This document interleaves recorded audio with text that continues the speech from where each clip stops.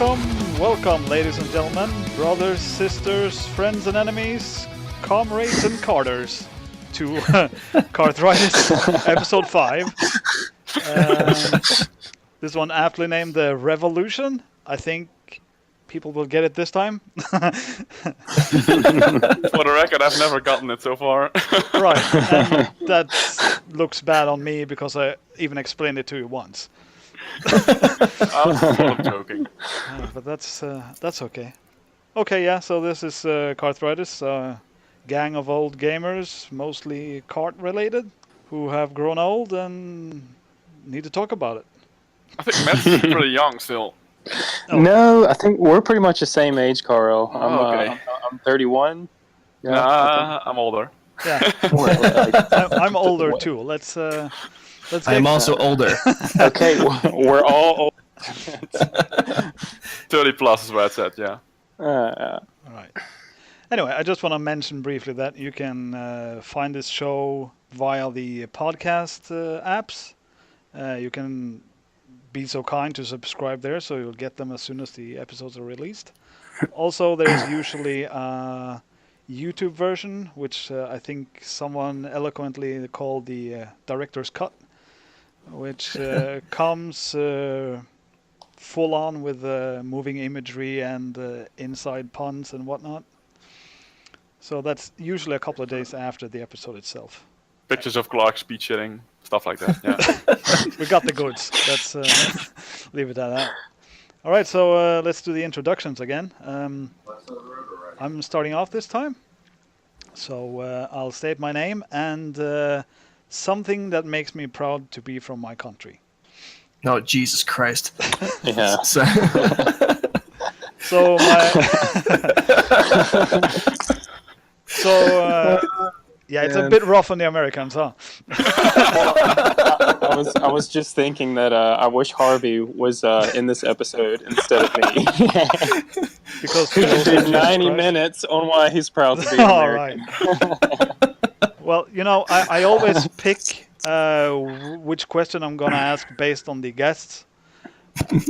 I don't think I would have asked this question with Harvey on. So, unless you want a 4.5 hour episode.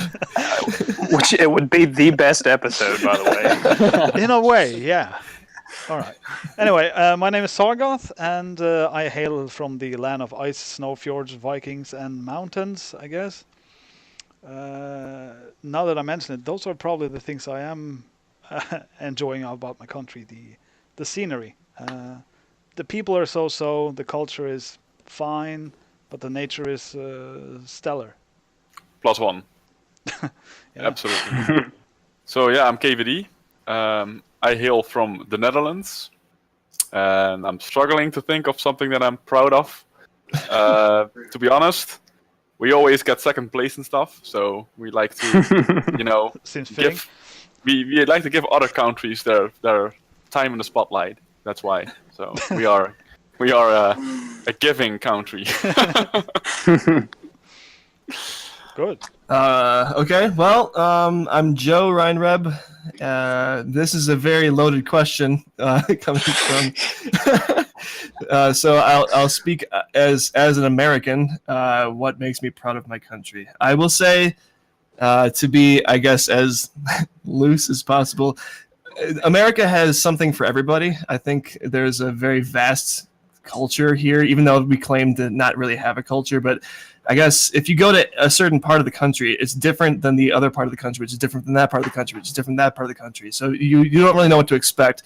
So there's a little something for everybody, I'd say. It's got a lot of different sports. It's got a lot of different food. It's got a lot of different places. So it just kind of depends on where you go. So I'm proud to be of a place that you can go somewhere within the same country and still experience a totally different type of, I guess, atmosphere. That's cool. Yeah. All right. Well, it's going to be kind of hard to follow up after that. Yeah, my name is Matt Ballard. I'm also from the U.S., Louisiana specifically, and I kind of want to give a sarcastic answer because Joe pretty much said most of the good things that can be said about living here, but I tried my best. Yeah, there are a lot of bad things, but yeah. Yeah, well, okay, what makes me proud to be an American? I don't know. I really don't know. Like, I mean, when I lived in Germany, like, I never broadcasted that, never, obviously it would come up in conversation, but I wasn't like, broadcasting like, hey, I'm an American, Donald Trump, yeah, but I don't know, like, just, I don't know other country. Like, okay, so let's say when we get through with this podcast, I feel like going somewhere and like shooting a bunch of guns or blowing shit up. I can go do that, like I can go out to the middle of nowhere, take like 1,000 wine bottles, fill them with gasoline, and then shoot them with a gun and watch them explode. And then yell, America, fuck yeah. Exactly. Okay, maybe not the most environmental friendly thing to do. Is it fun? Yes, it's tons of fun. Right. But yeah, I don't know. Like, I guess living in Louisiana, living in the country, out in the middle of nowhere, more or less. I have a lot of freedom to just kind of do whatever, and I think that's pretty great. Not that I exercise that freedom. I don't go around shooting guns and blowing shit up. But that's what people think when they say like American, right? I know, but just because I'm not doing those things doesn't mean that it's not an option, Right. And so that's my terrible answer. Can I come back to my initial answer, because that was kind of a meme answer as well. I always get say at second place at CDM, but I am kind of proud of the Dutch because we are so progressive. So in like this weekend we had the Pride in Amsterdam again, and I think it's very, very shall we say we're very open-minded with a lot of subjects. So for example, in the States you could get in trouble if you say you're an atheist. In the Netherlands we don't give a shit. So basically whatever you are, it's fine, and I think that's really cool about the Dutch. Yeah, I mean, you can say those things once you're north of the Mason-Dixon line in the U.S. and kind of not, get any type of scrutiny. But, if I go outside right now and yell, I'm an atheist, someone's going to throw a brick at my face, It's all reasonable, huh? I don't experience that kind of stuff here in Colorado, so. Yeah. You were living in Texas, was it, Joe? I was, yeah. I lived in Austin for a while. Okay, well, Austin's not so bad. Though. That's a pretty, isn't? I mean, if I'm not mistaken, that's like a pretty, open-minded city as far as Texas is concerned. Yep. Oh yeah, as far as Texas is concerned, it's as liberal as you can possibly get there. Yeah, it's not so bad there. I mean, I'm like in the heart of the Bible Belt, though. So yeah, which can be entertaining at times, but for the most part, it's just somewhat depressing. So. Oh man, I have to ask can Jesus take the wheel question again? Wait, are you legitimately asking, can Jesus take the wheel? Yeah, that's what I asked Goomba in episode 1, because he lives in the Bible Belt in the Netherlands. Okay. Yeah. I mean, I'm surprised there is a Bible Belt in the Netherlands. That's what I was thinking. Yeah, that's what I was thinking. That does sound kind of weird. I mean, what is that, like Smallish. 20 people? Yeah, it's like some cities which have not moved on since the 1800s or something. I don't know. We don't talk about that. Okay. Except it happens to be that where both Goomba and me were born. Well, okay, so I may be completely wrong here, but when you say that, it kind of makes me think of like Amish people, because Joe, is that word? Don't the Amish people? Don't they like hail from the Netherlands? I want to say that their roots are Dutch, maybe.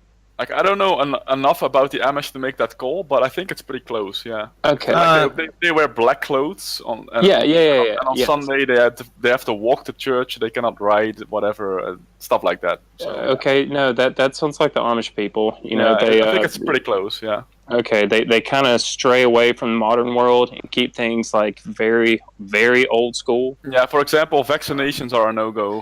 Stuff like that. Yeah. They're not about no secular medicine. Yeah. Yep. Brilliant. I know, right? It's beautiful. That's the way forward. No medication. Yeah. Anyway, I think those were fine answers. No, mine was terrible, but okay. You guys basically said America is the land of opportunity, which is a great poster. I think somebody might have said that before us, though. Yeah, that's true. Maybe. That was sort of my point. I think I would have. You said you like sarcasm and goth, right? Sarcasm. Yeah. I think I would have mentioned the not the war, obviously. Mentioned the Constitution. Oh, yeah. It's the that makes sense. Like the only or the first constitution that is going for a separation of church and planet. I mean, it looks nice on paper, but like that's not how it really is in reality, though. No, if everyone's illiterate, the paper means nothing, of course. Yeah. Anyway, I think that's good for introductions before we get into some shady territory here. Maybe that was exactly too late. It was. Right. So let's go to the world of kart first. Yeah. So there was the Elite / MK64 meeting, and where is it? Where is it? Virginia. Yep. Yeah. So that happened. I want to say this week, but it's like a week, right? Yeah, it's a week. Yeah. Small week. Sadly, they skipped the GoldenEye part of the proceedings. Yeah, what happened there? From what I heard, there were only 4 GoldenEye players, so they decided to F it and just go MK64 instead. Yeah, okay. So we were talking in a previous episode about how it's sort of 50-50. Mhm. It was. That has changed then. Yeah. I think it kind of stands and falls with whoever joins, right? And Ice wasn't there, for example. Patrick Nielsen wasn't there. Yeah. And all the guys weren't there. Yeah, then you don't have a meet. Anyway, so let's talk a bit about the Mario Kart 64 part of it all. First off, I just want to mention how sort of a long time it took to play Versus with, 25 people? Wow. Jesus. 25 people? Wow. Yeah, and they were supposed to be like top 16 and then in 4 batches, and the 2 best move on, etc. But they had to do play-ins because there were so many players. So the play-ins were 1 day, and the quarterfinals were 1 day. Semi and final was 1 day.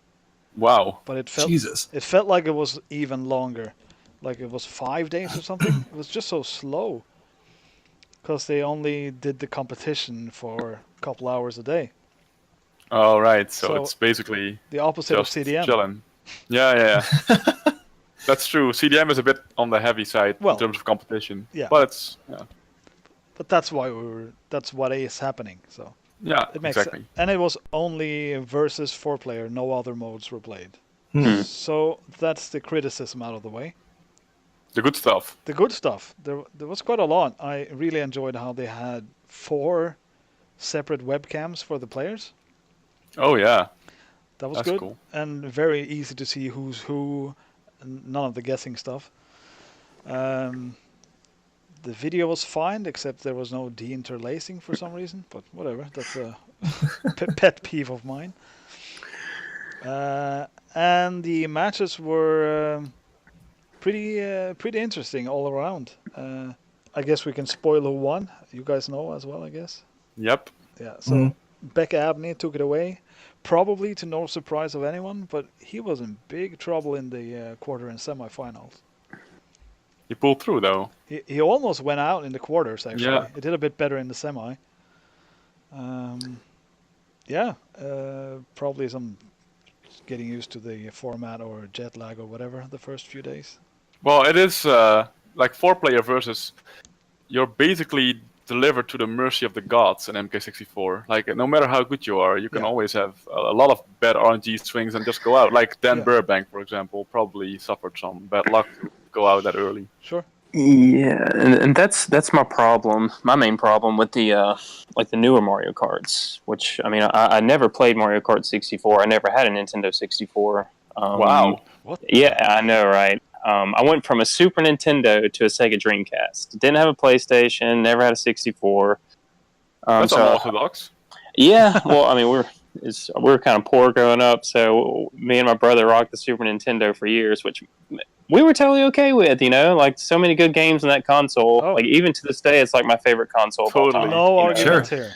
Hands down, yeah. But I did play the one for the Wii quite a bit. That's the worst one. And Yeah. people kind of acknowledged that one as the worst one, but I mean, I went from Super Mario Kart to Mario Kart Wii, and so I didn't have any expectations. I mean, I did play a little bit of Mario Kart 64, and I remember thinking, man, this game looks terrible. I just thought it looked like shit. And I'm sure tons of people think it that way about the original one, but I think it. I don't know. I think it looks better. I think Super Mario Kart just looks better. Looks crisper. Mario Kart. Yeah, it looks crisper. It's a crisper image or whatever. But never really got into Mario Kart 64. Of course, I had friends that had 64s, and I just couldn't get into it. And I did play the one on Wii a lot, and really enjoyed that one. But playing 4-player versus, I mean, man, you're at the mercy of, the CPUs, the computer characters, the items. Sometimes the best racer, can lose every match, just because people are just completely OP with, the items that they're getting. And Exactly. That's what I really hate about the later Mario Karts. Amen. You're preaching to the choir. Yeah. Yeah. When was the introduction of the blue shell? 64. That was 64? 64. That's when the series went downhill for me. Second game, Joe. Second game. It's also the same version that they left the feather item out. La plume.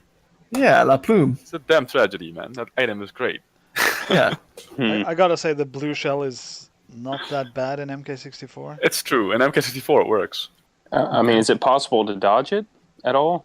Well, not conventionally, but stars or ghosts, that works. Yeah, and it's Okay. not as common in MK64. Also, Yeah, the time you get back up to speed is nigh instant. So you crash, you tumble, 2 seconds, Yeah. and then you're sort of back in it.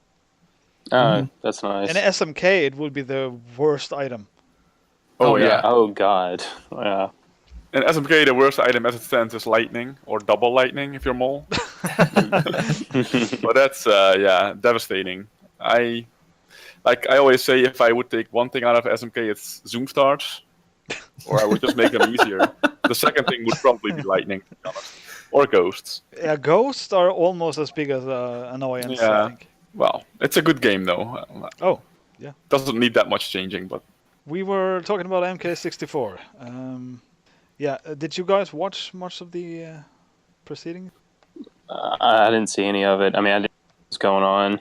I mean, was this like the MK64 equivalent of CDM? Or was this in a just way. in a way? Yeah, but you said they only did Grand Prix. Well, it's the closest you get, but it's not a real equivalent. Well, I mean, do they acknowledge the winner as the world champion of Mario Kart 64, or? A bit. Yeah. Yeah, I think what's going on is that you have the Europe meet in MK64, which actually goes through all the modes, CDM style, but has less players. And this one has more players, but only does one mode. So it's like... you said it was 25 people that showed up? Something like that, yeah. Man, that's a little surprising, because it seems like the Mario Kart 64 community might have the most members. I think it's kind of universally the most popular one, if I'm not mistaken. Oh, I think you're right, yeah. Yeah. Yeah. But, yeah, I mean, the SMK, when people come to CDM, it's usually at least 50 people? Yeah, I think that has to do with the fact that MK64 may be very popular with people because it's a good party game. It's a great But casual actually, game. the deep multiplayer mechanics don't work as well as they do in SMK. So the hardcore people, there tend to be less, I think, in MK64. Oh, okay. Or they play time trial, let's say. Yeah, because actually, Beck Abney is sort of the new generation MK64 player who has taken Grand Prix to a completely different level. The Grand Prix speedruns are crazy, yeah. Yeah. So he has sort of a background from a more multiplayer standpoint than true. the other time trialers from way back when. Beyond Beck Abney, I really want to give a shout out to Frankie. Yeah. Yeah. Frankie. Frankie Z, yeah. I think his the way he played surprised me the most because he had a brilliant decision-making process all through the all of the finals. He was my favorite to win, of course. But I thought you were talking about the emoji, by the way. I thought you were talking about Frank or Z. oh No, no. Frankie is a MK64 player. Okay, yeah, I was confused. I'm sorry. Also, let's take a second of silence for Frank or Z. Okay. Right. Yeah, Frankie. I don't really know him from previously. He just showed up and impressed me quite a lot. Do you know him, Carol? I don't know him, but I know he, for example, has the world record on Choco Mountain Lab, which Beck Abney played for over 1,000 hours or something. So that's no small feat. Oh, yeah, because what surprised me is it was very clean with the mini turbos and extremely aware of his surroundings when he played. Like, if anyone got an item, he would line up on the road so that if they shot him, he would be not falling out of the road, but he would stay inside. So he would take some. Yeah. So let me just revise my statement earlier that MK64 multiplayer, I mean, it does work, but the transition from going to casual to expert is not as obvious because, like you say, you have to take into account where you might get hit by items and constantly mind your position where you are. Yeah. And it's not as transparent, but it's very skillful. It's taking nothing away from the top guys. Right. Absolutely. But suddenly there are 3 lightnings and everything goes out the window. But you have to make the best of it, and the people who consistently make the best of it will get far. Yeah, and the fact that Beck Abney wins also speaks in its favor, because he is by far the best Grand Prix speedrunner. So yeah, and other guys, I was watching some of Stinson. Gotta give a shout out to Stinsmeister. And I'm gonna mention Mark Jones in the same breath. Hopefully not in a bad way. They were both the kind of old school player, the knee deep in time trial sort of racing, with some knowledge of the multiplayer, but they would make so many mistakes that I see myself making. Like just not noticing one guy has a ghost or something, or not noticing your surroundings and just making massive mistakes out of nowhere. Being trigger happy perhaps as well, or not? Sure, yeah, absolutely. Like the moment you get a red, fire it. The moment you get a star, fire it. Yeah. Yeah. I noticed that kind of mistake. So yeah, that was sort of sobering. That's exactly what would happen to me if I played that. And a small shout out to Mark Jones for doing a great job on commentary. He deserves that. Yeah, we can give shout outs to Mark Jones all day because he is the guy that, he is the godfather of supports the website, whatever, all that thing, all that stuff. Respect given. All right. N/circle jerk.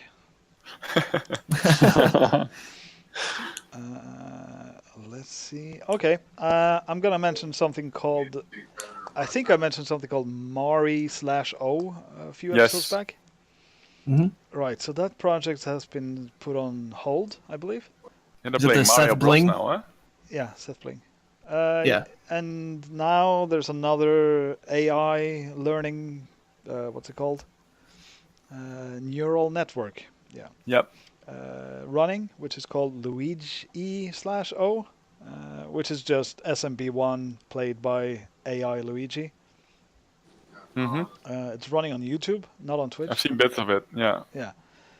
I just get suckered into that. I can watch it for hours and think, why doesn't it do that jump? Why can't you just... Oh, he made the jump! Of course, it matters none.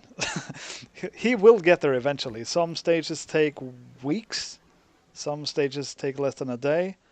It's just so fun to watch how the AI evolves and troubleshoots if you want. It is very interesting, I agree. I just, mesmerized. It's my favorite TV show these days. Yeah, I don't know. Like, I usually bounce between stuff like that, and Twitch will randomly like stream like these old TV shows. Like I saw a few episodes of Knight Rider the other night. I don't know if you guys ever watched any Knight Rider. Oh yeah. Yeah. I never did. Like I heard about the show for years, but I never watched it. And they were totally streaming it. And no homo here, but I was like, damn, David Hasselhoff is like a super attractive man. Just like I was blown away by how handsome this guy was. I was like, God, and all the females in the show were just like throwing themselves at him. Like just throwing themselves at him. Like, oh my God, it's pretty entertaining though. Don't asshole the Hoff, huh? That's right. Yeah. Yeah, I watched Knight Rider. I watched Airwolf, the A-Team, all that stuff. Yeah, but Good stuff. I don't remember it in the sexual context you're referring to now, Matt. Yeah, I don't know. Like I've just, I think I saw some of the later episodes of Baywatch, and I've seen him make cameo appearances in movies in like the past 10 years, but I never saw young Hasselhoff, and I was just, I don't know, like. Again, no homo, but I was just blown away by, just, I don't know, man, how attractive the dude was. No homo, but he would get some, Matt? Possibly. Yeah, possibly. Those baby blues, man. I don't know. There's something about them. What you gonna do? All right. I think it's only makes sense to give a shout out to the man, Patrick Wessels, who is coming to a close on his N64 project. And the last day or two, he's been going through some very nice titles. I'm not a big fan of Donkey Kong 64 myself, but just today we got Blast Corps and Wave Race 64 and F-Zero X. Yeah. So Perfect Dark is coming up. Yeah, is he gonna do it today? Well, it depends. Depends how long the Diddy Kong Racing takes, which he's playing right now. Oh, that can be quite long. The adventure mode. Yeah, exactly. I think it will be long as well, so maybe Perfect Dark will be tomorrow. But any rate, it's like tomorrow or today. And then there's only Mario 64 and Ocarina of Time left. Right. Oh yeah, he's gonna have to finish all of those before CDM, where he's doing Mario 64. Yeah. But exactly. he'll be fine, right? Yeah, absolutely. He made sure of that. Yeah. So. I mean. Karel, you still live with y'all still roommates, you and Patrick? Yeah. I mean, is he having fun at this point? I mean, like I kind of feel that I would kind of want to shoot myself in the face, like if that's what I was doing with most of my free time, So that's a fair point, and I think Patrick is not a normal guy in that sense. Yeah. But he's also, I can sense that he is fed up with some part of it.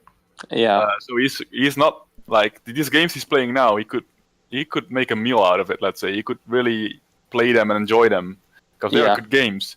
But he just wants to get it over with as ASAP, and that's he's done with it. But by the same token, like we had him a couple of episodes ago, and he was suggested that he would rerun some of the games just to lower his total time. So oh well, There's two answers to that question, I think. Yeah. Well, again, Nintendo 64, but I did hear from quite a few people that it was kind of notorious for having a lot of terrible games. Oh, yeah. And so I don't know. Like, obviously, there's quite a few gems that came from the Nintendo 64, but I mean, it seems that the popular consensus is that the bad games definitely outnumber the good ones, which I think it's safe to say that's probably the way it goes with most consoles. But I hear that that was specifically bad with the Nintendo 64. I think it has a comparably low amount of gems.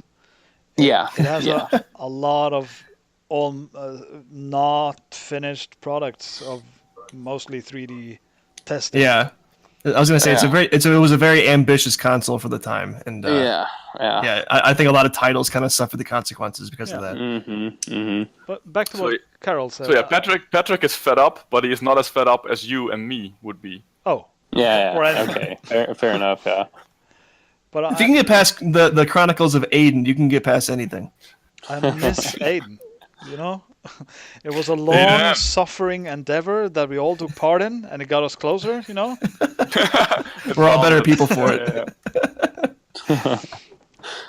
Anyway, I really like.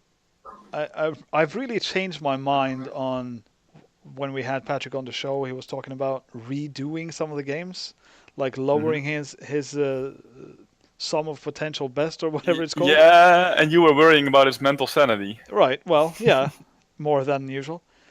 Yeah. But having thought about it for a couple of weeks now, I am looking forward to it. Yeah, well, I'm too. I'm liking this idea quite a bit, actually, which is weird, but yeah. Well, I mean, is he like achieving some type of record at the end of this, or what? Yeah, as far as anyone Patrick's spoken to knows, he's the first one to achieve this. Ah, okay. Well, that's pretty cool. And when you see some of the games, you would not doubt that statement. Absolutely.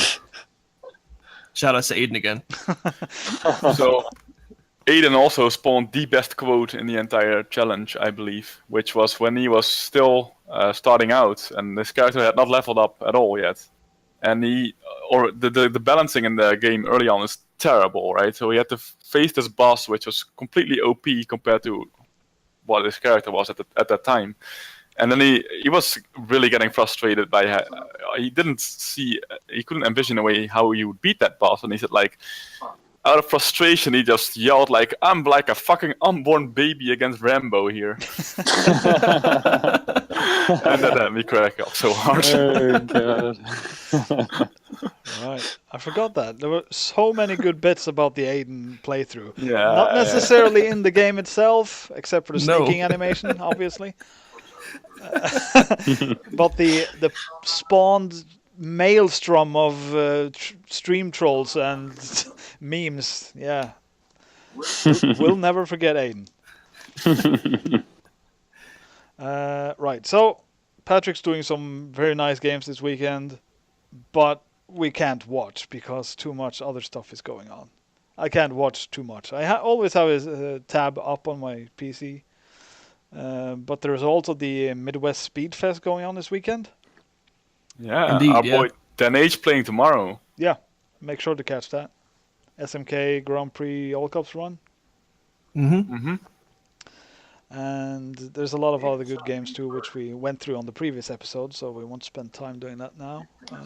But wait, you said there's going to be an SMK Grand Prix speed run? Yep. Who's doing this? Dan_2H. Ah, Dan. Okay. Or Dan. Yeah.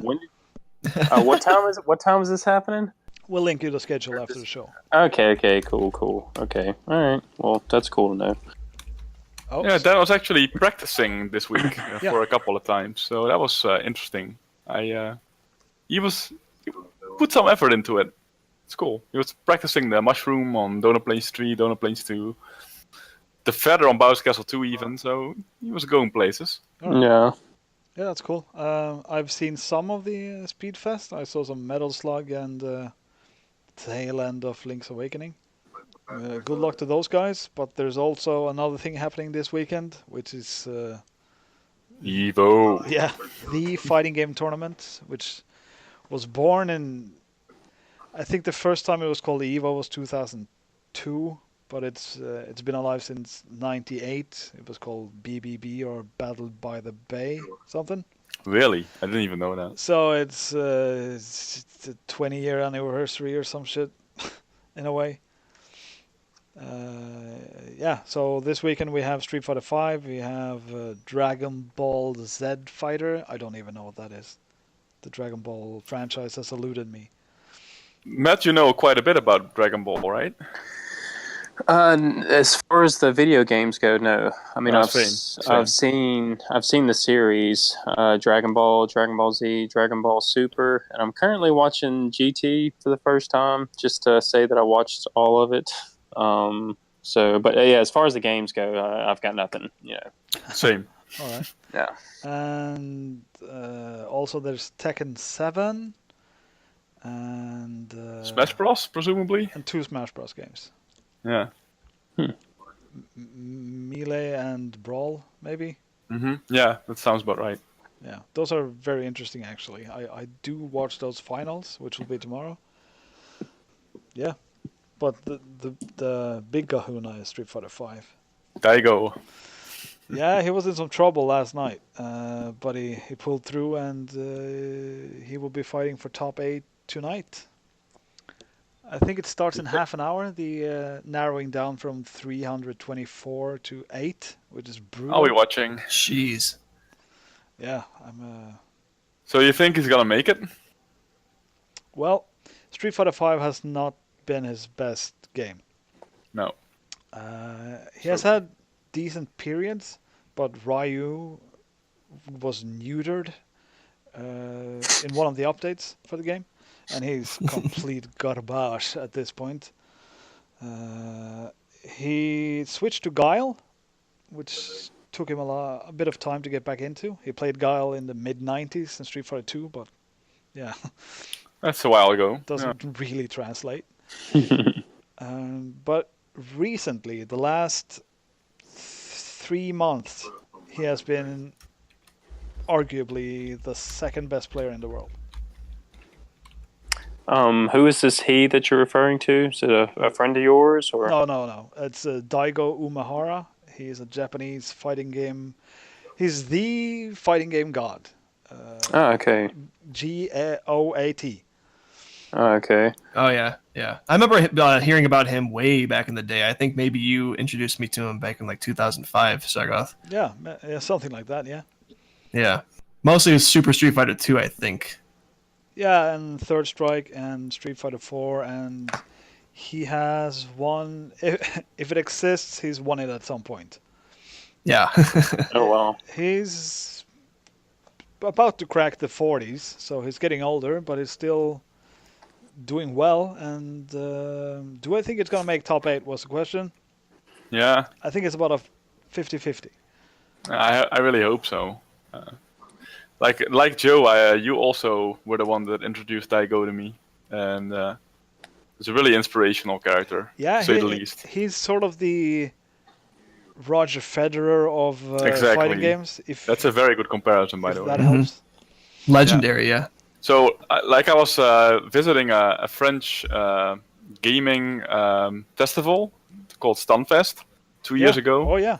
I was playing Mario Maker there for the speedrun event, and I didn't know that they had top Street Fighter guys there. So I was walking around the venue, and there were hundreds of people there. And suddenly, this guy was walking past me. I was like, "What the hell is that, Daigo?" And that was Daigo. Sure enough, I was a little starstruck. I was like, "Holy shit, that's Daigo!" Nice. It really felt like it would be like if Roger Federer was just walking down the venue, right? That's what it felt like. In a way, it was yeah. pretty cool. And also, let's not sell Carol short. We should all go and watch his Super Mario Maker run from that event. Except the ending, please. Well, yeah. Well, as with anything you watch from Carol, don't watch the ending. Just Burn. enjoy the road to the nigh end, and then call it a day. Yeah, I will not Shots be linking fired. that video.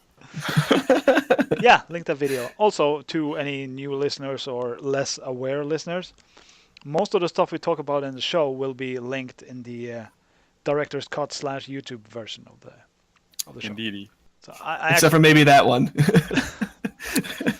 I might just link the run I did at the NLG Mini the week before, which actually did finish nicely. Oh, okay. Well, yeah, whichever you feel more comfortable with sharing.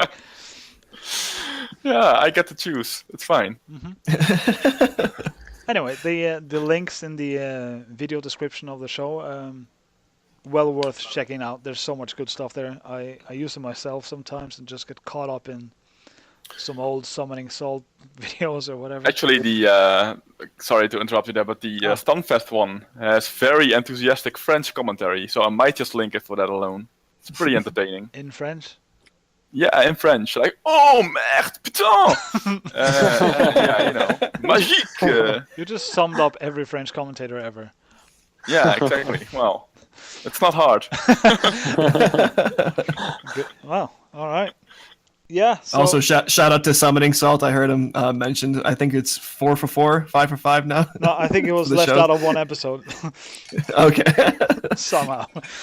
All right. I think that does it for the scheduled proceedings, except for the Kartel interview. Now we're a couple of men short, but Matt, you'll have to make do. Yo.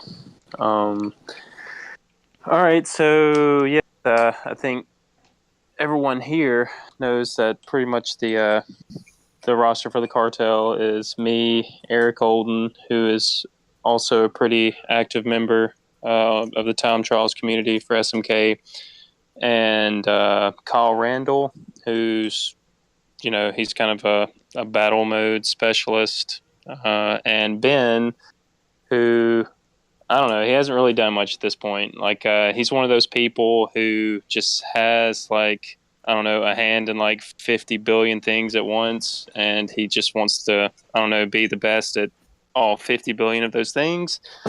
And he hasn't quite made time for SMK yet. He is one of the most talented gamers that I've ever met, and I know that if he ever just made time for the game, that he would just, he's got all the potential in the world. He's and a crazy good piano player, right? Yeah, I mean, any instrument. Like he's piano and drums are probably his best, but I mean, he can play circles around me on guitar, and I mean, he's just he can play whatever. That kind of guy, huh? Yeah, pretty much. But yeah, he hasn't quite made time for SMK, which is a bit disappointing because several months ago he was like, "Hey, I'm going to go to CDM. Can I borrow the PAL console? I don't want to go there unprepared." And guys, I don't think that he's touched it a single time. That he has not even hooked it up. Can't blame him at all for not wanting to play PAL, by the way. Yeah, but it really sucks Again? for me. The guy who wants 5 for 5, Saga. It sucks for me because hey, I definitely would have been practicing this whole time. And yeah, so which I mean, obviously, I don't go to CDM to win. At least. Not at this point in my Mario Kart career, but, go there for fun. And I mean, definitely going to lose at whatever, but, again, not going there to win. It's just fun. Improving is fun, though. Yeah, and that too.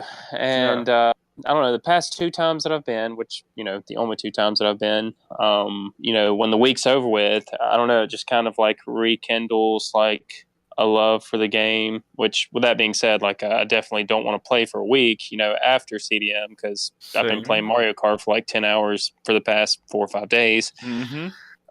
But I don't know, like it's really inspiring being around, these people who, I more or less view as celebrities, and not just that, but it's a lot of celebrities in real life, tend to be, I think it's 50-50. Some of them tend to be assholes, You're like, oh, this person, I love your movies, blah, blah, blah. And they're just like, fuck off, don't talk to me. I'm like, okay, well, all right, I guess your movies are still good, but you're kind of a dick.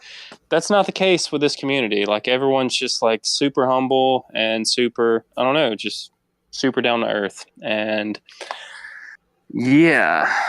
But, back to the Kartel. So those are the members. It's just the 4 of us.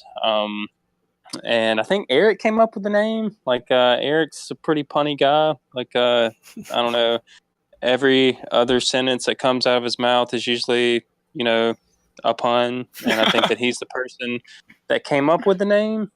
And, yeah. Are all 4 of you guys going to CDM this year? Yes. Yes, cool. We are going. Yeah, we're all going to be able to make it. In addition to the 4 of us, Kyle's brother Chris is going, who came to CDM in 2016, which that's actually a pretty funny story. So CDM 2016, I was still living in Germany, and the CDM was in Strasbourg, which was literally like less than an hour away from where I lived in Germany, which was super convenient. So yeah, the day of, I guess, time trials, like I got on a train and headed to Strasbourg. And before I got on the train, me and my wife got in like this, or me and my ex-wife got in this really epic fight, like just terrible argument. Like I was like, oh my God, I can't believe this is happening. You know, it's supposed to be a happy day for me. You know, this fucking sucks.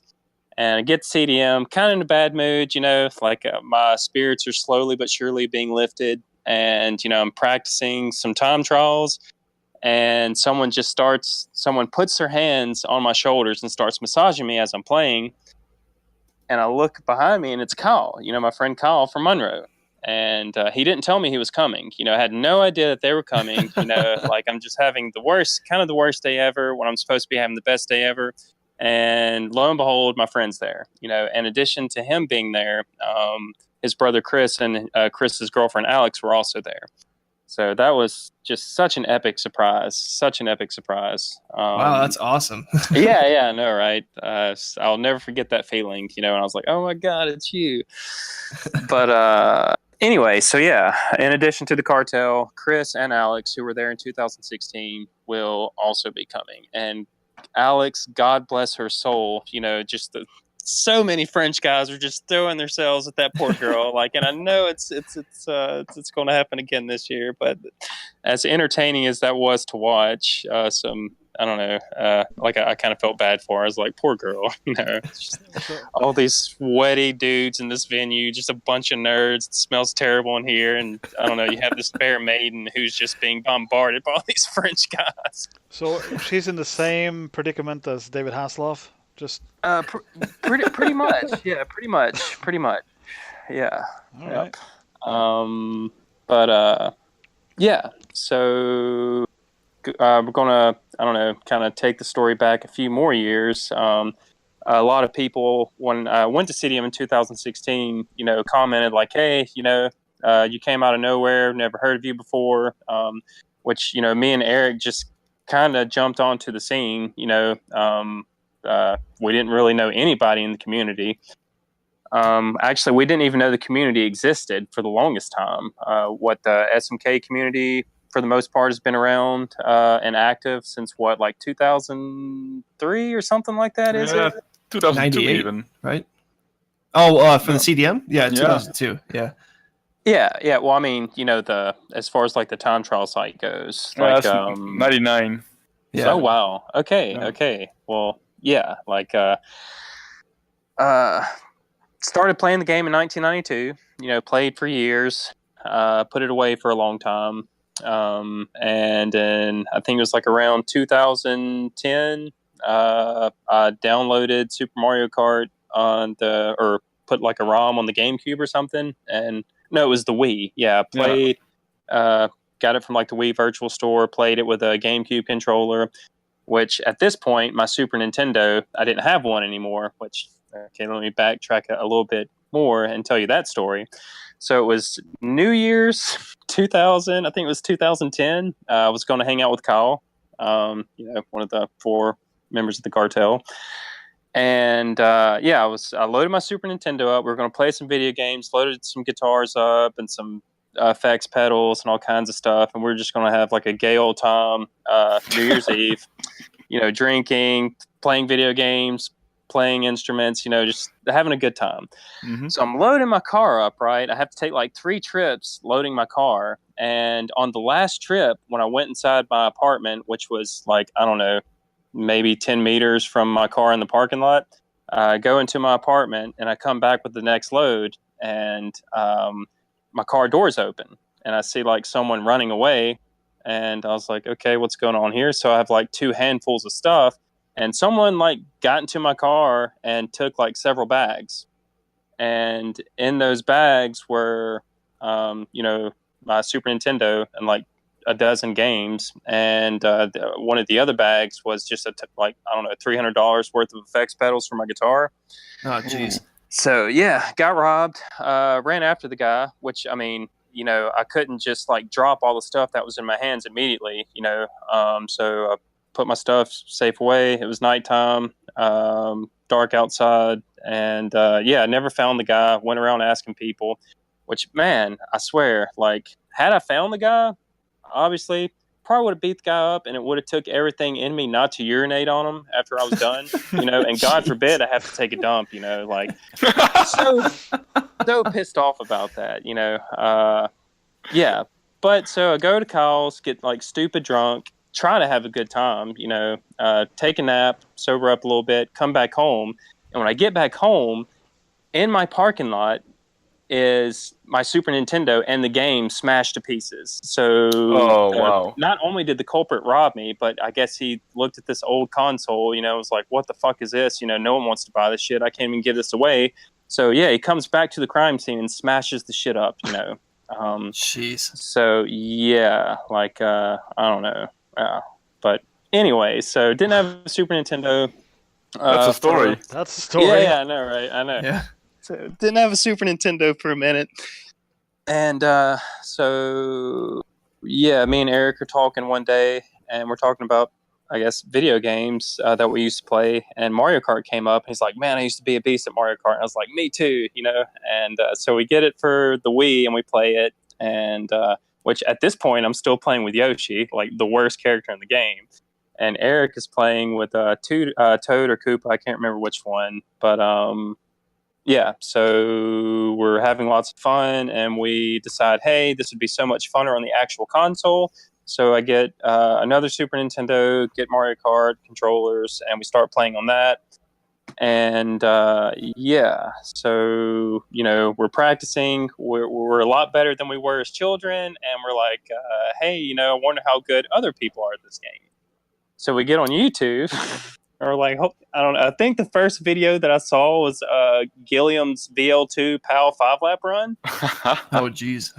Exactly. And I was like, holy shit, like, I don't know. It just blew my mind. Just totally mind-boggling. And then we saw, I think the first Grand Prix match video that I saw was Sammy. It was the final, I think.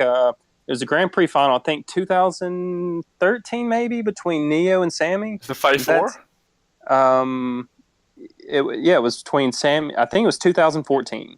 Yeah, or was the score 5-4? Because one of the finals went to 5-4. Yeah, it was the 5-4. You're right. That was the score was 5-4. I can't remember exactly which year, but we saw that, and we were just, I don't know, totally blown away. And but I do remember watching the first match at MC1, them racing, and I think Sammy won and got like a time of like I don't know, 51 something, and I remember thinking, well, wow, I can get like 50.3, But then I found out there were two different versions of the game. There's an NTSC version and a PAL version, and I was like, whoa, what is this shit, And then, of course, the NBTing, never saw anything like that, which I do, after watching it, remembering like, instances where I accidentally NBT'd, and thinking like, whoa, what was that all about? And yeah, I don't know.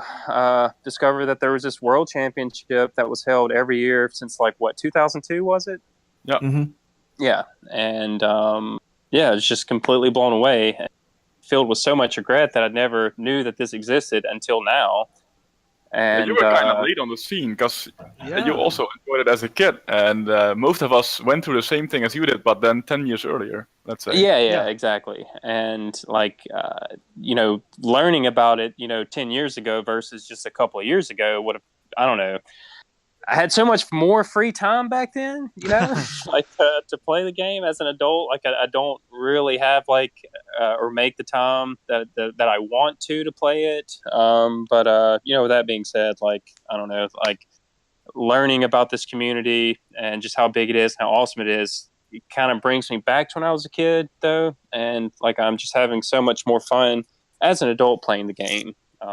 Learning all this new shit that's going on with the game, but having said that though, Matt, when you joined, was the tail end of 2015, the time trial site, you were one of the fastest climbers we've ever had.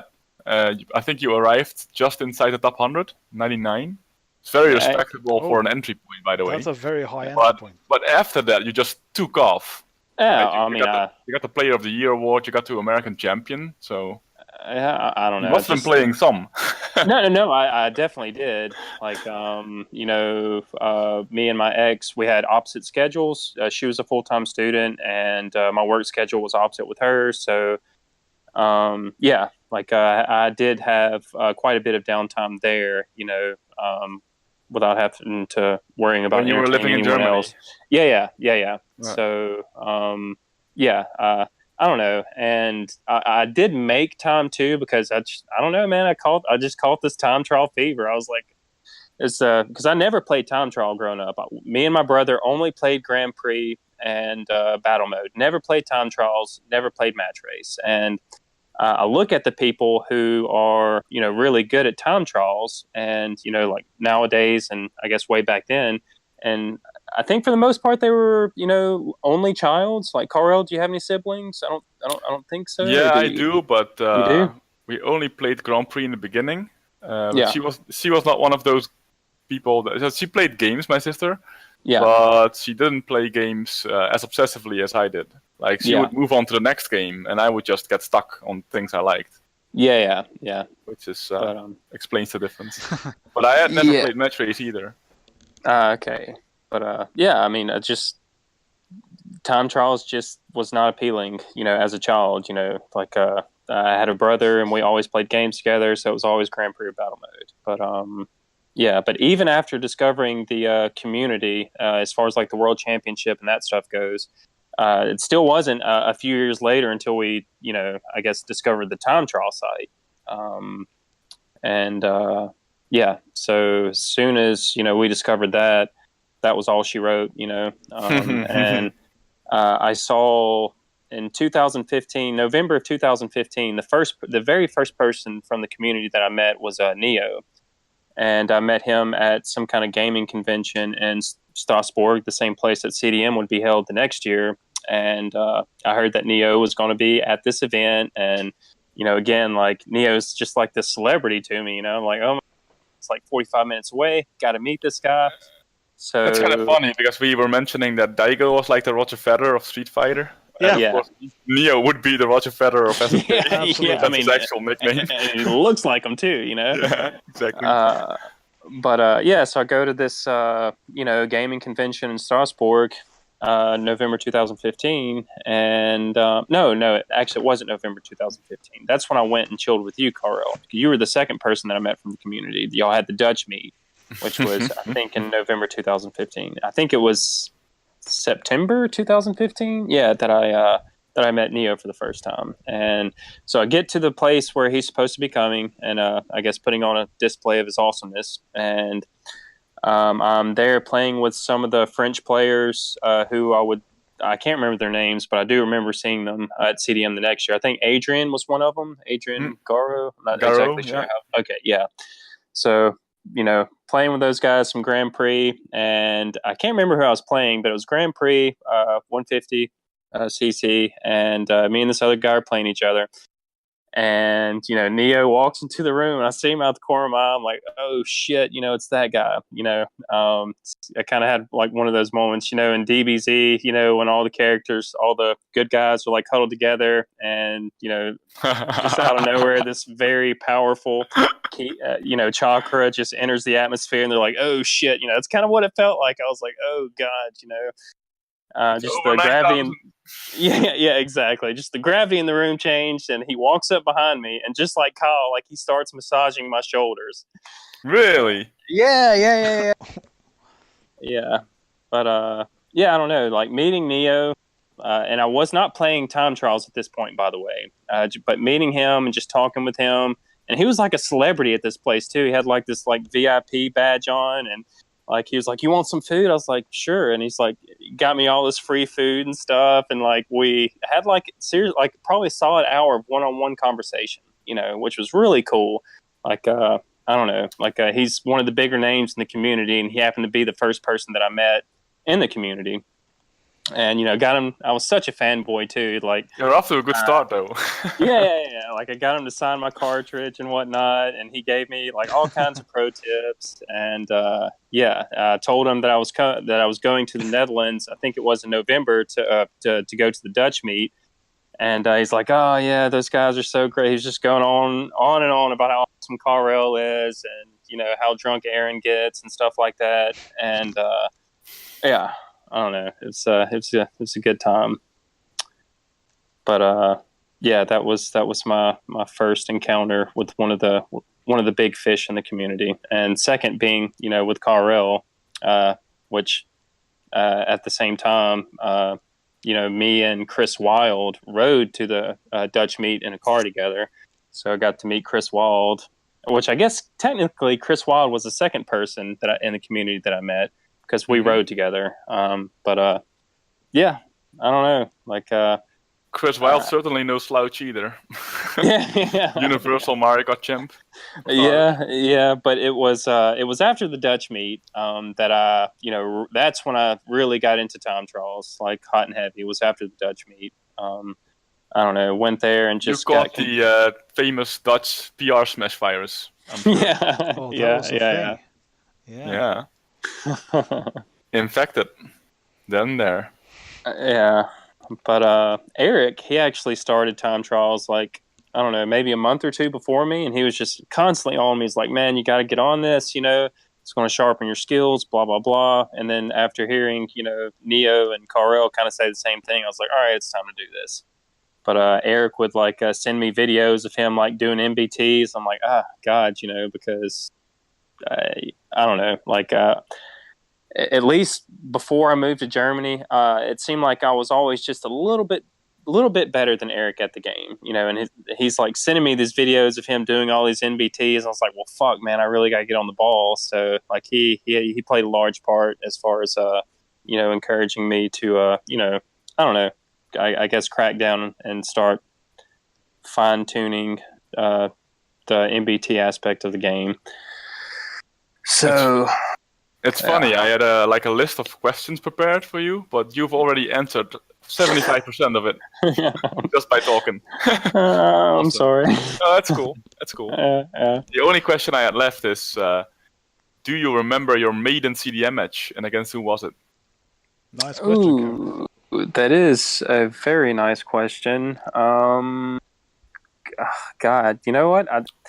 Don't be embarrassed if you don't remember, because I don't remember mine. I mean, just shooting from the hip off the top of my head, no, I don't. I can't remember. I do remember my first match against one of the bigger players, which was against Sammy.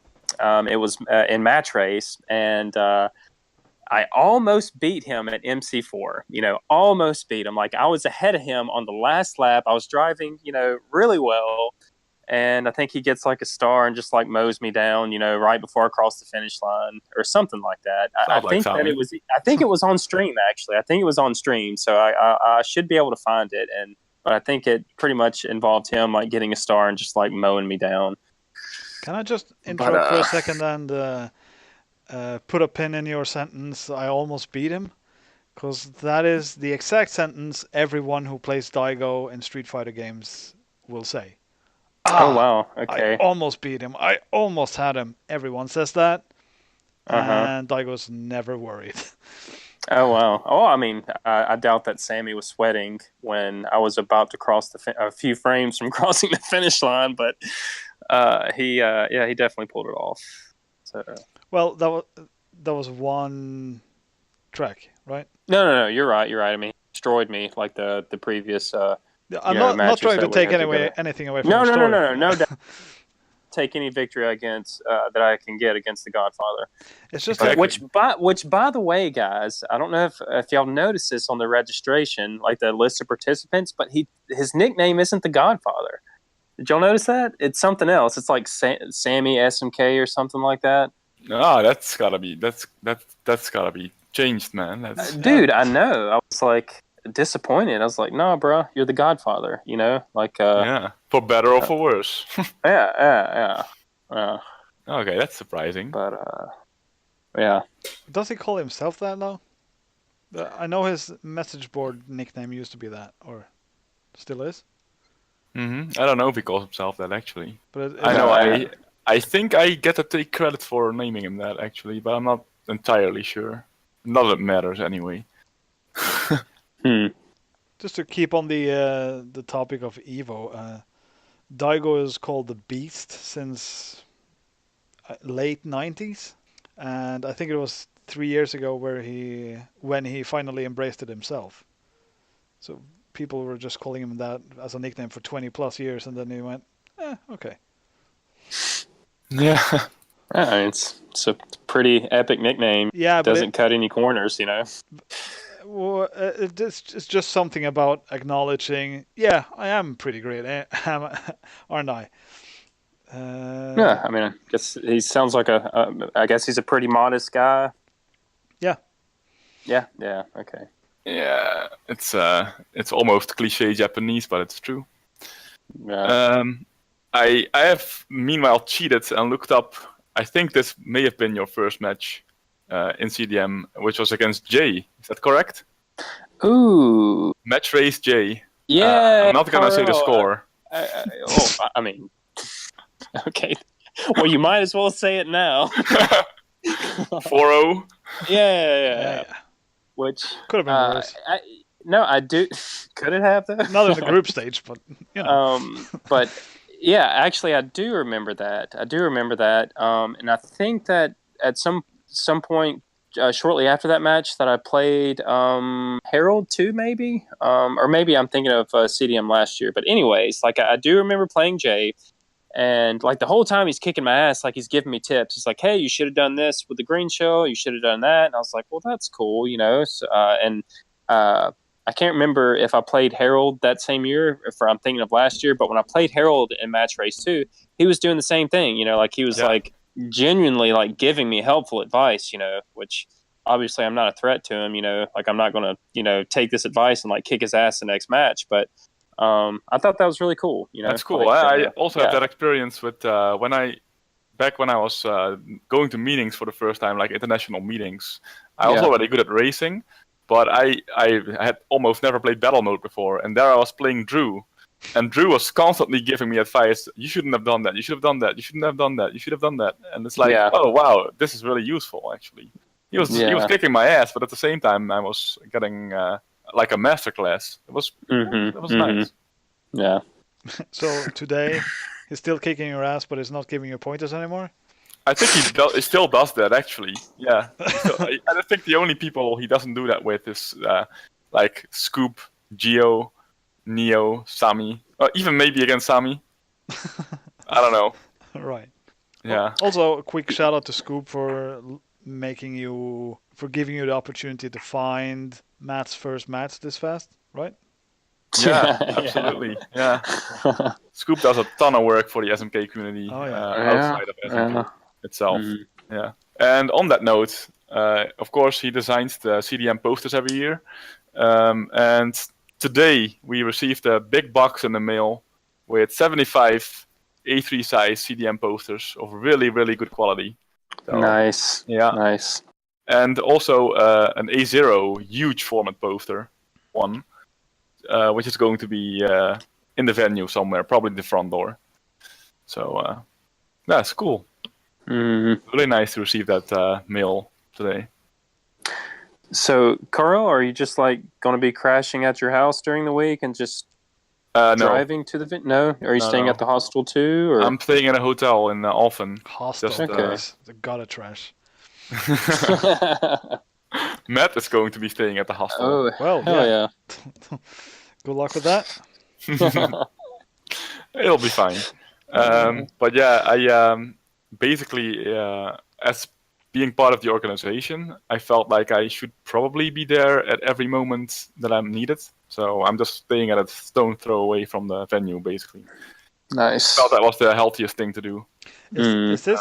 This is not question Carol hour, but is this your first time organizing something of this character? Yeah, kind of, yeah. So how do you feel about that?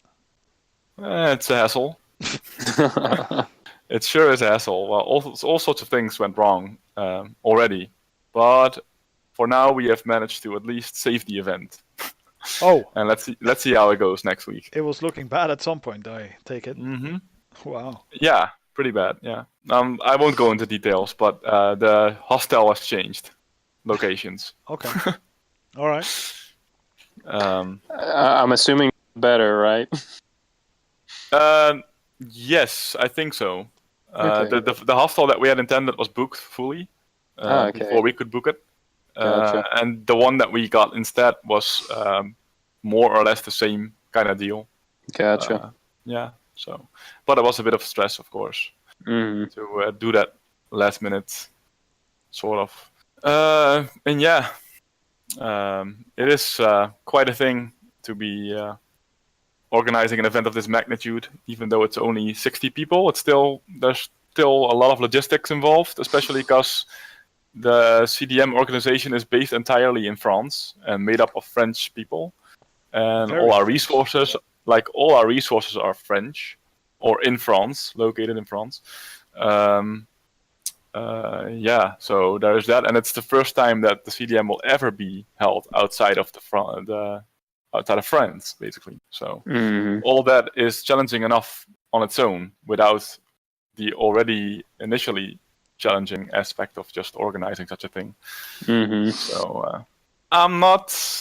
we're not in the clear yet. I think we still have some work to do to make it a successful event, but I hope that it's going to be a smooth ride. I'm just jinxing it, am I not? Yeah. But yeah. Please stop that. Yeah, okay, I'll say no more. All right. That was just a side note because I remember how I felt when I started organizing NLG 07. Hmm. That there was like a bag of bricks hit the back of my head suddenly when I realized, what the hell am I? How am I going to do this? But that was a great event, Yeah, I will have to say. but the disgust of the feeling is what propelled me towards making it good, I guess. Because I was deathly frightened. I was going to cancel the whole thing several times. Yeah, there is a big responsibility on your shoulders. That's totally true. But you aced that one, though, I have to say. I lucked out. No. I will always remember, just a side story, just to into NLG 07. I'll always remember walking in that venue, and there were like rules plastered on the walls, like printout for everyone to read. Yeah. And as soon as you enter the venue, there was like, okay, don't be an asshole, basically, blah blah blah blah, throw your trash away, whatnot. And then there was like, on the final slide, there was like, and no gay sex of any kind allowed inside this venue. That's like Sargoth through and through. There was something about people who would not obey the law, the rules, would get shot in sight as well. However that works. Yeah. I think there even was a clause regarding Moonshine, and in hindsight, this is not the NLG 07 episode, which we may do at some point, but there was a booze incident, a Moonshine incident. Did this take place in Norway? Yes, 2007. Okay.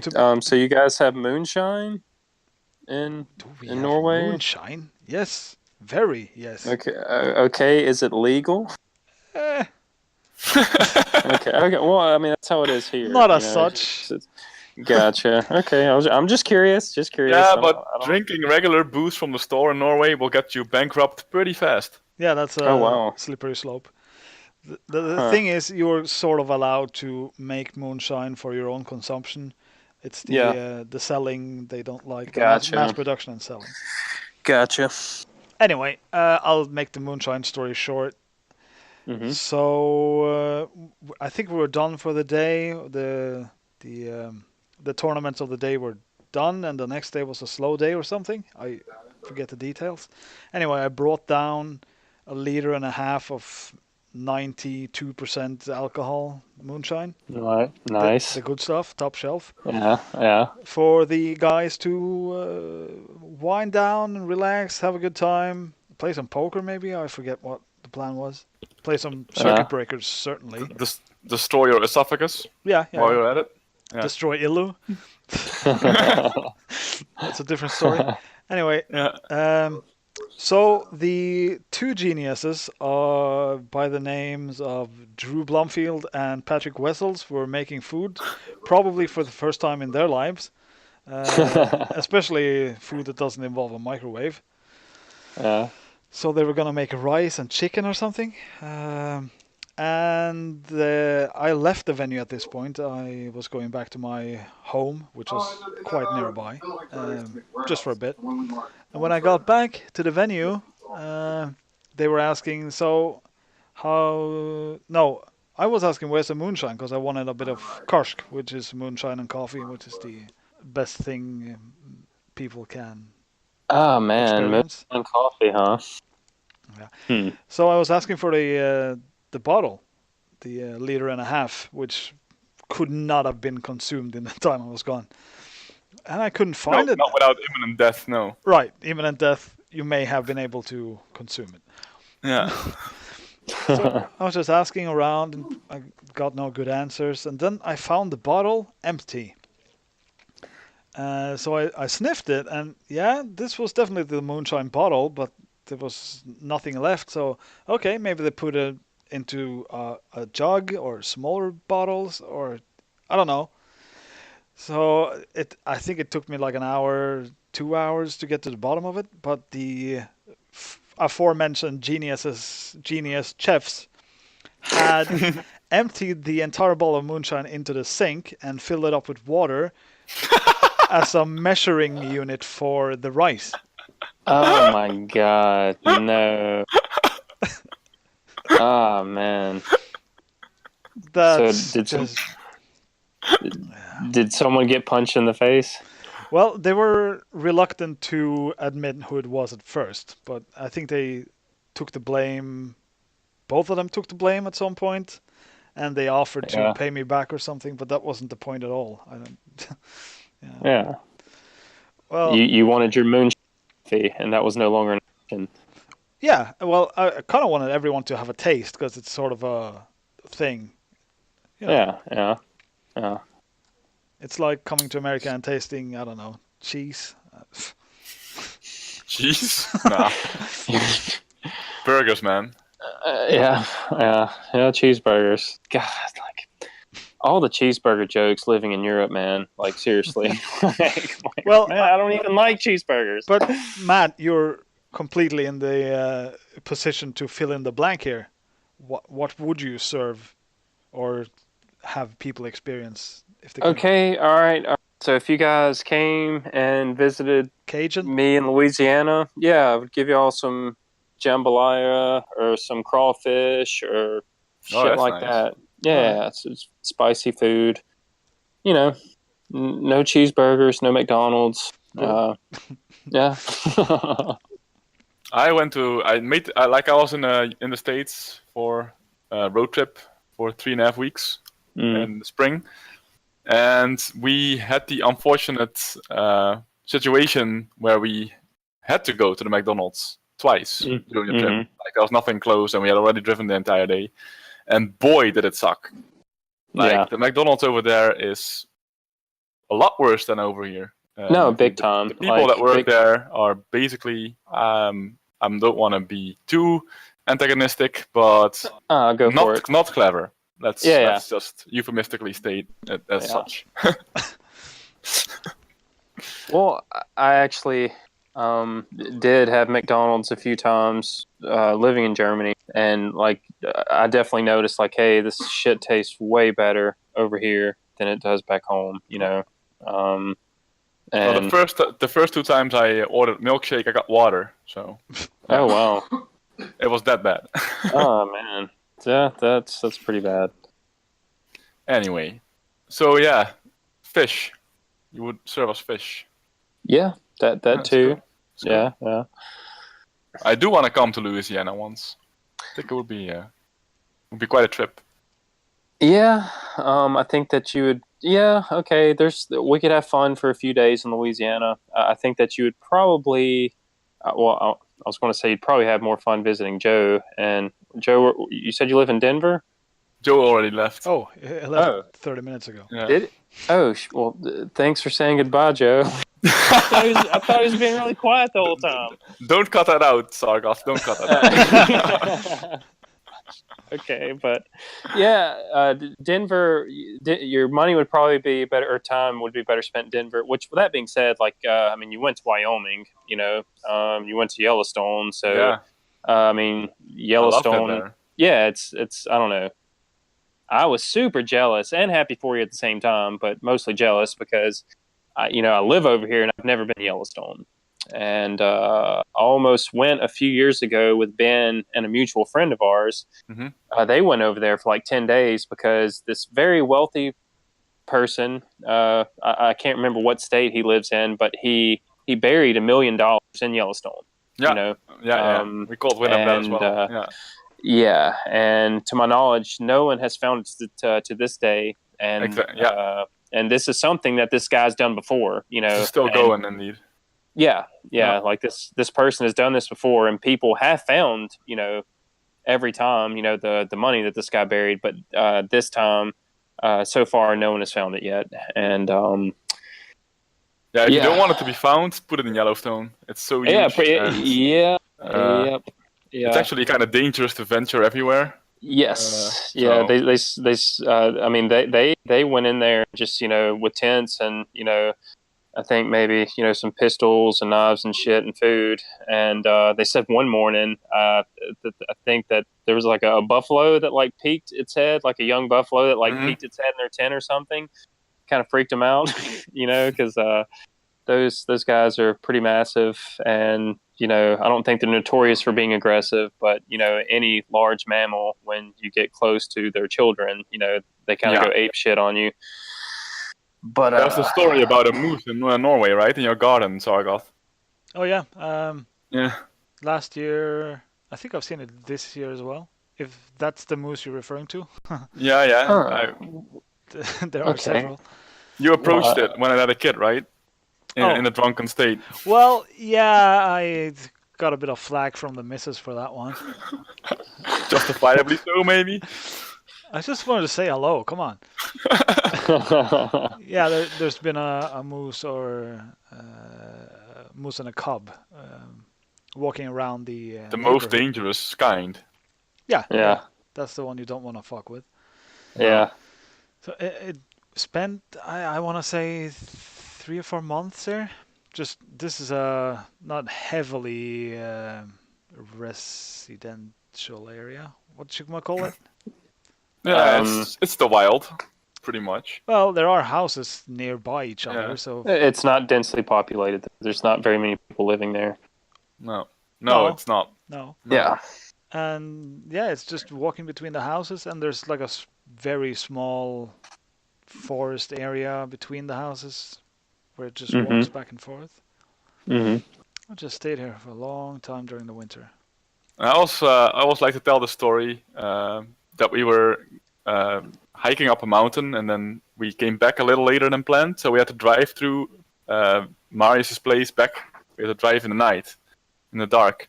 And of course, there's always the risk of a moose crossing the road. Yeah. And if you hit a moose with your car, that's basically it for you, right? Because are you saying game over as in, hey, your car's totaled because you just ran into a massive animal, or you're going to jail? You're dead. You're dead. You're dead. Because they have a very high center of gravity, and they're huge, and they will just completely crush your windshield. Okay. So you basically use the hood of your car to knock them off their feet, so that the entire body can come crashing through the windshield. Yeah. That's usually how it goes. Now they are huge, so to finish the story, indeed there happened to be a moose on the road that night, of course.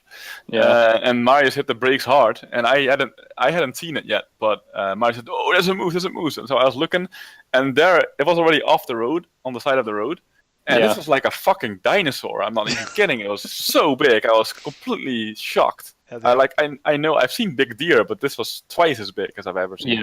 Yeah.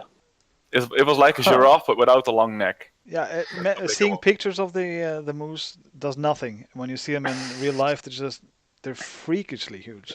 Was that a particularly big specimen by any chance, or? I don't recall it actually, but so probably not. No. I was flabbergasted. Yeah. Man, I didn't even know that y'all had moose in Norway. I've always been under the impression that they were exclusive to North America. I didn't know that they existed in other parts of the world. So I learned something new. Typical American. Today. Yeah, I know, right? No, we got the works up in Norway when it comes to wildlife. Have you ever ran into a moose like with your car? No, just a deer. That's my best. Just a deer. My Okay. PB Okay. is a beer. Yeah. You're still Deer. alive, so. Deer. Yeah, it just grazed the car. Oh, okay. Grazed it. No, but if you had hit a moose, you wouldn't be here, maybe. Presumably. It depends on the car. If it's an SUV, you'll probably be fine. But the normal saloon, sedan, yeah, that's it.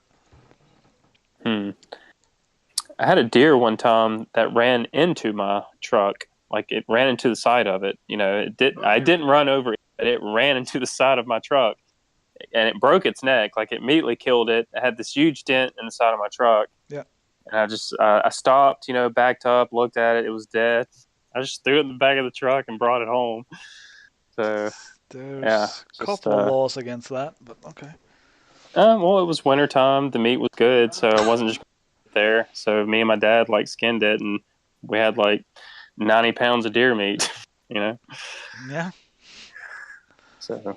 Doesn't roadkill belong to the county or something? Man, probably, but I mean, I wasn't just gonna let the raccoons and shit have it. You know, right. I don't know. If it's summertime, the meat's not good. You know, you don't want to really eat the meat in summertime. Because there's a chance that they can have parasites and whatnot. But in the wintertime, it's prime pickings. Right. So, yeah. I mean, and it fucked my truck up, I had this huge dent inside of my truck. And obviously the truck still operated just fine, but cosmetically it just had this huge pimple on the side of it. And so... And a good story. I figured the least that I could do is, get some spaghetti and steaks out of it. So... That's what happened. I gotta say, if I ever come to visit Louisiana, I want to get served homemade roadkill, no doubt. Well, that is easily doable. So, I'm gonna regret this. Yeah, you are. I'm not going to promise you that you're going to enjoy it because most of roadkill consists of armadillos, possums, and raccoons. Hogs? Which do you get hogs? Yeah. There's hogs too, coyotes, fox. There's all kinds of shit running around here. Reminds me of a George Carlin bit about the fried raccoon assholes. Americans will eat anything. Oh man! Now I have to watch Carlin. Okay. Yeah. Anyway, I think the show has served its purpose by now. Yeah, I think it served its purpose 30 minutes ago. But well, we do enjoy having a bit of banter alongside the seriousness of news. Yeah, wrap up. Anyway, Matt, great having you on. This is my first time talking extensively to you, or at all outside of Carol's stream, I guess. Yeah. Because you are one of the prime new bloods in the SMK scene in a way. Yeah, I mean, as far as time trials is concerned, yeah, but I mean, haven't necessarily made a name for myself at CDM yet. No, but yeah, it'll come. Yeah, it'll come once you get a Pelsness for yourself. Yeah, exactly. I was gonna. Sorry to interrupt you. I want to ask you one more question though. Yeah, this relates to both Terrence Fenner and Nicholas Harvey. Oh, because there was this Kartel plan to make a documentary. Yes. Please fill in the blanks. Okay. So actually, okay. Well, before the documentary, which by the way is going to be called Finding Fenner, there's going to be a documentary called The Hunt for Harvey. Harvey lives in Gulfport, Mississippi, which is, right next to Louisiana. I think it's maybe 5 hours away, Gulfport. So yeah, we're gonna go to Gulfport and try to hunt Harvey down by any means necessary. Which we're going to, I guess, more or less interview players who have known Harvey for years now and get advice on how to go about doing this. Because we don't know Harvey to the extent that you guys do. So we're gonna definitely hit you guys up for pointers and whatnot. But you know which town he lives though. Yeah, I mean, we have his Yeah, home so address. basically you thanks mapped to down. Mario. Thanks You to mapped- Mario, we have his home address. He lives 1 mile. He Oh, lives okay. less than a mile away from a McDonald's. I was gonna say just find every McDonald's, draw a 1 mile circle around it. Yeah, well, I mean, just camp out in McDonald's parking lot. It's inevitable, It's inevitable. We're going to see Wild Harvey in his own habitat. But anyway, so a couple of weeks ago, Andrew Colts came by. He's pretty big in the non-MBT scene. He stayed the weekend here. Nice, I didn't know that. And yeah, we had a great time. Had a great time. Awesome. And he's actually working in a town that's like 20 minutes away from where Harvey lives. Okay. Yeah. So we're like, hey, man, you gotta at least get a picture of this guy. Something. Like we want to confirm his existence. At the very least. And he said that pretty much he's willing to help us out here. Which Andrew Colts, by the way, is an awesome dude, great guy. Like when I didn't have any expectations as far as, hey, what does this guy look like? I don't really think about that kind of stuff. The dude's a freaking giant, man. Like, oh, really? Yeah, I was pretty, blown away by, how tall you are, Kartel. I think is Mario the tallest person in the community, or is it you? It's Drew. It's Drew. Drew's taller than you and Mario? Drew is taller than me, yeah. I was going to say Steven Swatches immediately. Yeah. Steven watches, but he's not actually right. going to meetings anymore. Okay, well, Andrew Colts is definitely taller than Drew. Matthew McCarty? So, yeah. No, Andrew Colts. It's an American player. No. Matthew McCarty is the tallest. Yeah, but he's also not going anymore. But yeah, he's also taller than Drew. That's true. Huh, okay. Yeah, we want to do the hunt for Harvey first. And as far as Fenner goes, like, man, he's like, we point blank to ask him, like, hey, can we come pay you a visit and hang out? He's like, sure, come on down, like, and I don't know how okay he is with cameras and stuff like that, not that he needs to be aware of any of those things, but yeah, there's definitely going to be a Finding Fenner documentary. We want to ride some buses with him and wow, maybe some battle mode speed runs with him, and yeah. Which, by the way, Kartel, that video that he posted recently on YouTube. Well, I say recently. I think it's been within the past 2 months about his the revival of his YouTube channel. Was it Fenner Guy Reloaded? Yeah. I noticed your subtle trolling in the comment section. What did I say? Well, you're like, oh man, you said something along the lines of, so do you mean to tell me, or you said something like, hey, you need to re-upload your battle mode speed run or something like that. I may have said something along those lines. Yeah.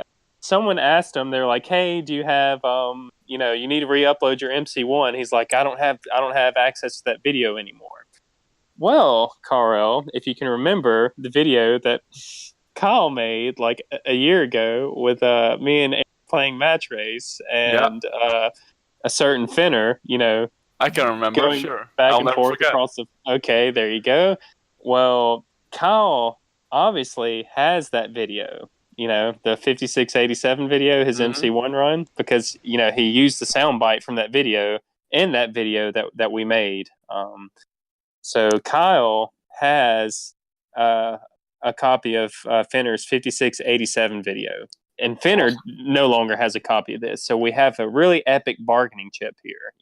That's we true. have something that Fenner wants. So.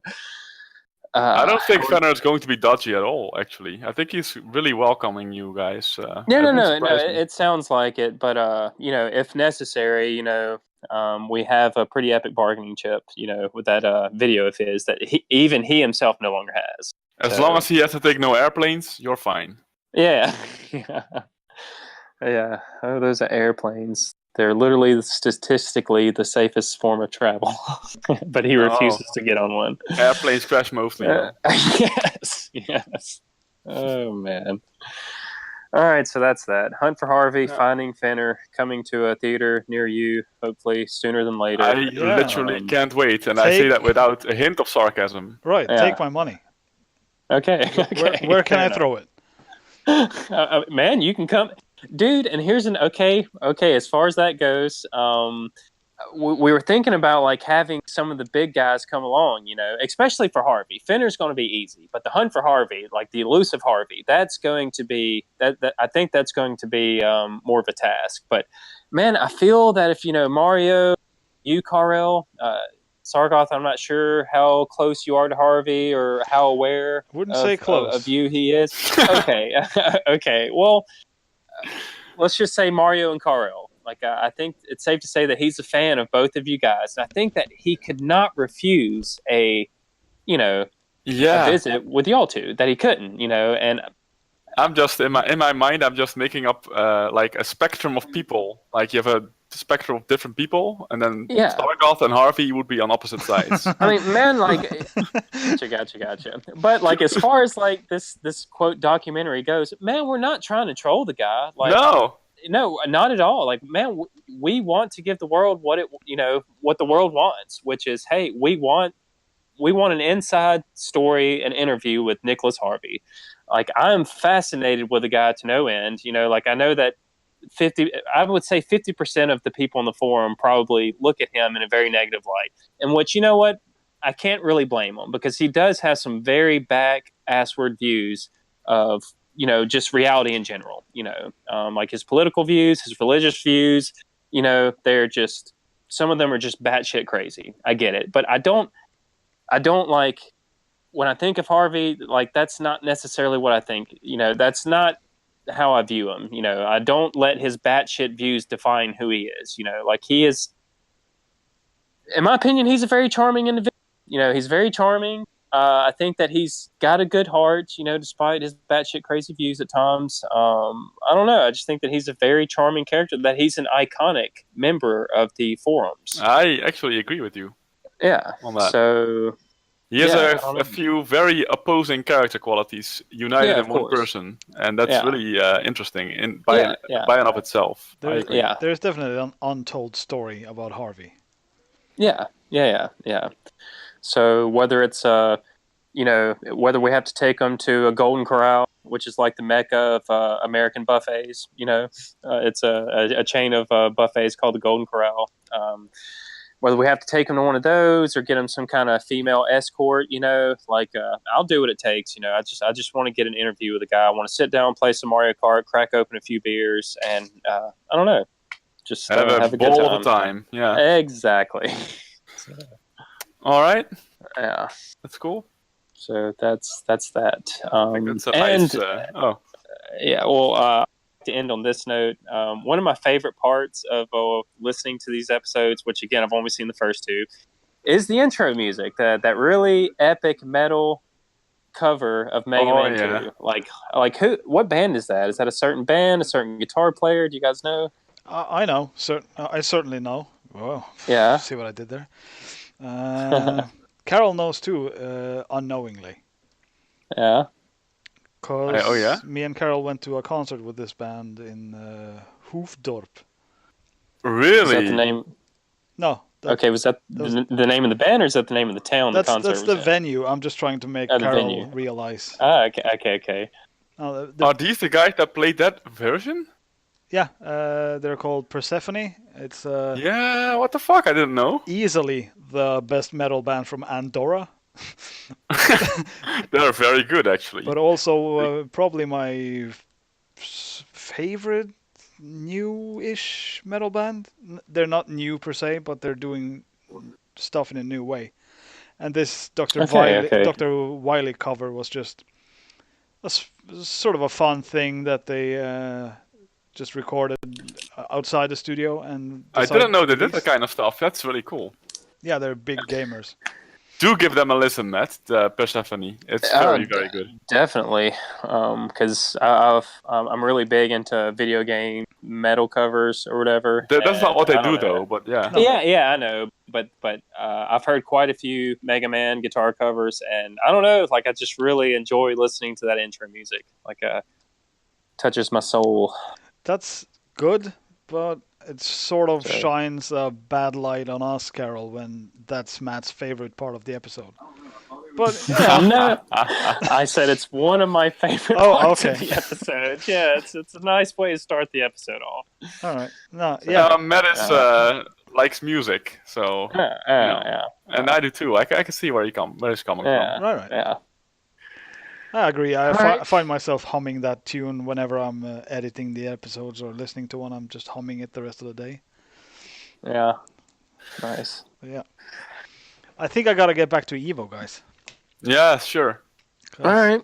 Well, guys, it was fun. It was really nice having you over. Yeah, I mean, anytime you guys need an extra person on the show, definitely let me know. I'd be more happy to do this. So awesome. Sure. Yeah. Yep. All right. Well, I'll let you guys get back to it, and until next time. See you next week. Until next time. Yeah. Oh yeah, we Later. do. Later. Later.